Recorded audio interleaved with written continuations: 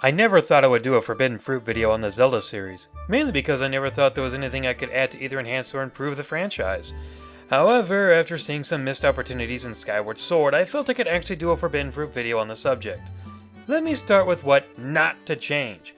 As any Zelda fan will tell you, you explore wide open areas, find a dungeon, beat it, explore some more, find the next dungeon, beat it, so on and so forth. Now, personally, I wouldn't change this at all. This is the core essence of the Zelda franchise, and it's what many fans love about it. It never felt tedious to me because the dungeons got harder with new and exciting designs, the new items you got were cool, and there were new places to explore after you beat the dungeon. I see no reason why this should be changed. In fact, most of the changes we've seen just don't feel that creative or exciting. I personally didn't care for the 15 teardrops in Twilight Princess. The Triforce hunting in Wind Waker felt like too much of a chore. The fetch quest in Skyward Sword felt bland, and do I even need to mention the repetition of the Ocean King Temple? To their credit, most of them were designed so that you were finding out where you were supposed to go next, so it felt like you were getting to know the new environments a little better. Then there were times like this part in Skyward Sword that just felt like unnecessary filler. It could have been left out, and it wouldn't have made a difference to the story of the game because it had little to no significant importance. The roller coaster was nice, but overall pointless. Back to the main topic. At the core of the gameplay, you're always going to go from dungeon to dungeon, just like you would go from level to level in Mario. Once again, this is basically the blueprint of the Zelda franchise. You're always going to be going from one dungeon to the next, and the only way to change this completely would be to get rid of them, and that sounds like a terrible idea to me. So what can be added in between fighting the dungeons? Well, let's take a look at some of the better examples of what they've done in the past. Ocarina of Time, Majora's Mask, and Twilight Princess had horseback riding, allowing you to cover the open fields much faster, thus making it more enjoyable as it was easier to get from one area to another, making the exploration relatively quick. I said relatively. Wind Waker, while heavily criticized because it took too long to get from one place to another unless you warped, had islands and submarines for you to investigate and giant Octoroks to fight. So, big open areas to explore in a quick manner is good. Now, I'm going to point out two things that Skyward Sword did wrong, but two things it did right. First, the two bad points. Flying around in the sky like this with tiny chunks of land to walk on? Not so much fun. Even worse is the flying is too slow, and while there are speed boosts out there, they seem to wear off pretty fast. Perhaps if there were more hazards like these to fly away from, that might make it more exciting. Well, there are some enemies, but trying to attack them seems pointless, and the game doesn't do a good job of telling you how to fend them off. Having more obstacles to avoid, like flying through tons of land chunks as if it was flying through an asteroid field, would definitely help make this less boring. The second bad point is the lack of ground exploration. The areas are pretty small, so you can literally cover them in less than 10 minutes. But the area in Ocarina of Time was even smaller! Yes, but that's an unfair argument as there's a huge time gap difference between the technology available in this game and nearly 15 years from when Ocarina came out, so let's keep that in perspective. Actually, these parts played more like puzzles and fetch quests than actual exploration time. Not that it's a bad thing to include puzzles in your exploration, but when you're doing so much puzzle solving and looking for random items that it barely feels like you get to explore the area, that's when it starts to feel unbalanced and you realize the variety is wearing thin. Sure, other parts were added in later on, such as the Silent Realms, but it wasn't used to discover new areas, just to retread old grounds. Okay, now let me talk about the two good points about what Skyward Sword did right when you're supposed to be exploring. The first thing is using beacons to help you find key locations. Even though the areas are small, it's a good idea to be able to mark the areas that are either important or somewhere you want to investigate later. This makes it easier to remember where to go, and by easier, I mean waste less time. The second good thing it did was have boss fights included with the exploration. Granted, we had seen something like this in Twilight Princess, and to an extent Majora's Mask, but not this frequently. Okay, yes, it seemed lazy having to encounter this guy 3 times, even though it was done to help make him feel like a constant threat. He wasn't the only one you fought. Heck, you even got to fight this guy again. I know most of you guys don't like him, but you can't tell me you weren't a little surprised to see it again. Whenever I play a new Zelda game, I always look forward to the boss fights, and having them just show up like that helps keep me on my toes. Okay, just for a quick recap on the exploration, keep large areas to explore with quicker ways to get around. Puzzles are a nice touch, but don't focus more on those, otherwise you overpower the balance between exploration and puzzle solving. A way to help mark areas on your map to help you waste less time can really help out a lot, and surprise boss fights help keep the player engaged. Now it's time to go over the other elements, and next up we have the item uses and upgrades. Looking back through the history of Zelda items, they were split into two categories, combat and puzzle solving. Well, sometimes both. However, the items didn't seem to evolve until we got to Wind Waker. The boomerang was upgraded, allowing you to hit 5 targets at once. The grappling hook let you swing to other areas, climb up other areas, or take items away from your enemies. And the Deku Leaf let you glide to areas or shoot things away. In my opinion, Twilight Princess had the best use of items, as nearly all of them could be used in more than one way.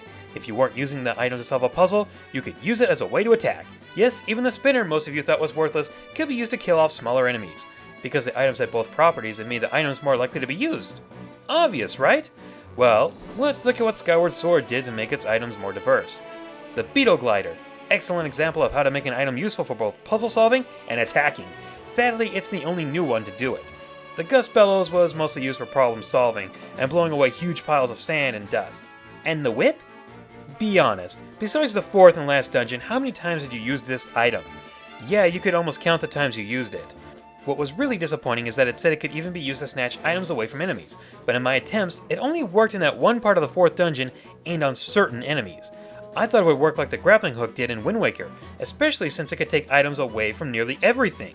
In Wind Waker, you could stun enemies with the boomerang, then use the grappling hook to steal an item from them, and while they're surprised by that, you could get in a few good hits. Did you notice that? I used 2 items and the sword during one little battle, and you can believe I did that a lot in Wind Waker because of how useful it was. But could these two do something like that? Nope. In fact, Skyward Sword very rarely had you use anything else but the sword and shield during combat. The only other weapons you could use were the bow and arrows and the slingshot. But wait! Skyward Sword had a shop where you could upgrade some of your items.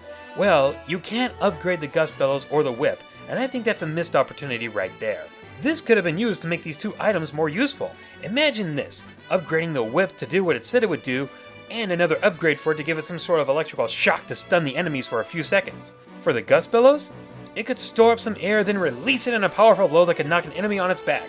Kinda like in a Minish Cap. To me, the whole upgrade system was a good idea, but was very poorly implemented because of how pointless the upgrades were, except for the shields. For example, upgrading the bow and arrow so you could hit things further away.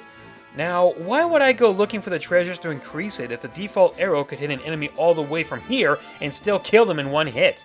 Seems like a waste of time to me. What they could have done was have an upgrade where you could attach bombs to them, like in Twilight Princess. I think this is more effective, don't you? The next part is going to focus on dungeon designs, not so much the puzzles, but the actual designs and layouts. For this part, I'll be going over the dungeon designs for 2 of Ocarina of Time's temples.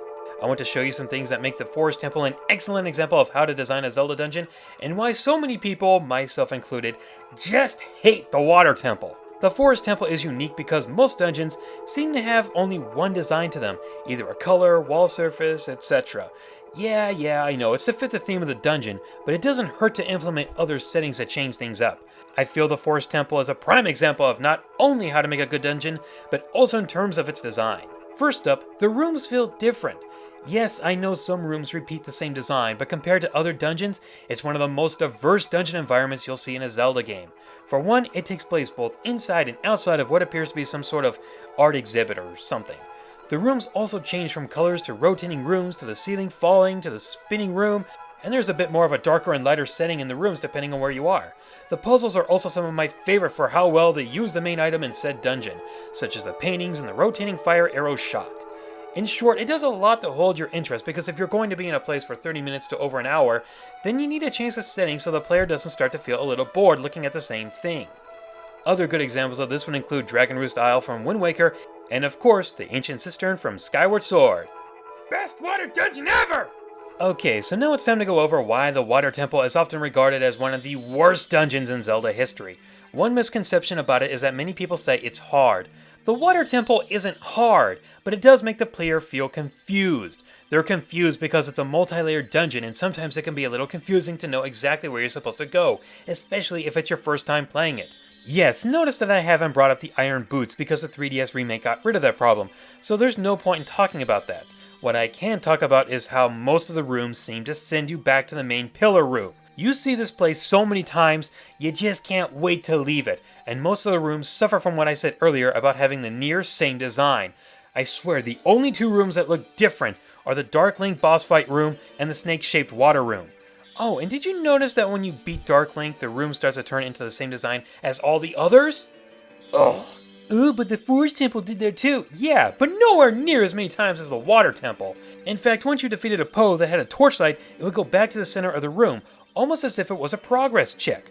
The Water Temple doesn't really have that. In fact, seeing the main room so many times, you almost start to wonder if you're making any progress. It usually just feels like you're going back to step 1 no matter how many keys you get. With normal dungeon designs, you normally keep advancing to the next room, thus making it feel like you're progressing through the dungeon. But in places like the Water Temple, it just doesn't feel like you're going anywhere, at least not anywhere fast. The very last note I want to go over is based on an argument about the Zelda series. Some say it's an RPG, while others say it's an action-adventure game.